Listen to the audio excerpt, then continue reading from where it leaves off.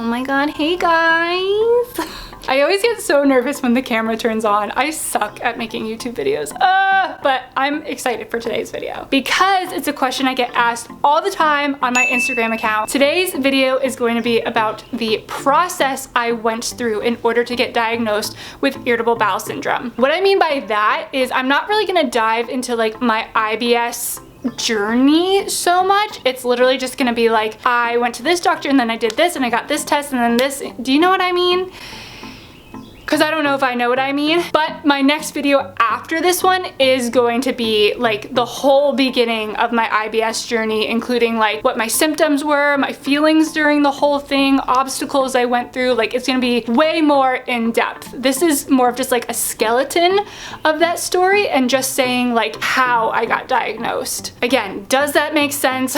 If not, hopefully it will in a few minutes, but let's just like kind of jump right into it. So when I started my whole IBS bullshit journey, whatever, I was 12 years old. So when my initial symptoms set in, I went right to my pediatrician. That's where I started. The first place I went to was my pediatrician, and I told him all the symptoms that were going on. And the more I kept going to him with the same symptoms and then like increasing symptoms and stuff like that, he was the one that started the whole process by just doing like simple blood work, blood tests, stuff like that on me. Once that all came back and was normal and beautiful and dandy, he referred me to a gastroenterologist. So I went to my first gastroenterologist, and that one tested me for celiac disease. That was like step one on his list of things. Get that out of the way, figure out if that was the cause of all my problems or if something else was going on. And once we tested for celiac and it came back negative, I moved on to a different gastro, and again, I will explain like that whole thing in another video. It was like really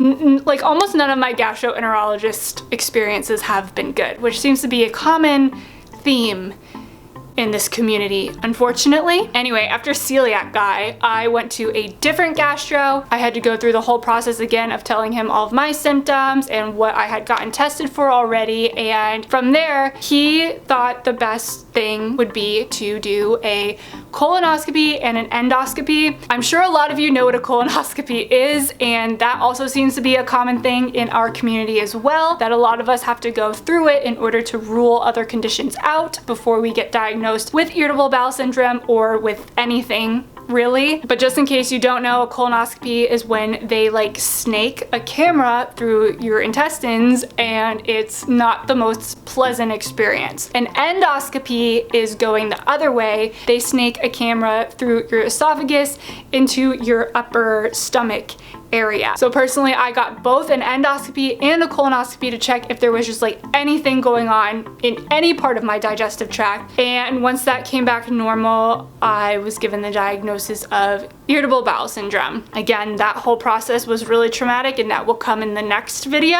But yeah, honestly, that was how I was diagnosed. Now I know that sounds like a really quick process, like it was like 1 doctor, 2 doctor, 3 doctor diagnosis, but I believe my diagnosis process took like 6 months. I know for some people it can be a lot less time, and I know for some people it can be even more months and even years sometimes to get a diagnosis or to get a proper, correct diagnosis. So if you are in the deep of it and you are still trying to get diagnosed and figure out what the fuck is going on inside your body, it's a process. But keep advocating for yourself, keep going to doctors. If you're with a doctor that you don't feel like is giving you the time of day, isn't taking you seriously, isn't performing tests on you, go to a different doctor if you can. I know insurance can be crazy, but if you can go to a different doctor, go, because you deserve the best treatment, the best healthcare, the best doctors, so that you can get answers and then ultimately get relief. So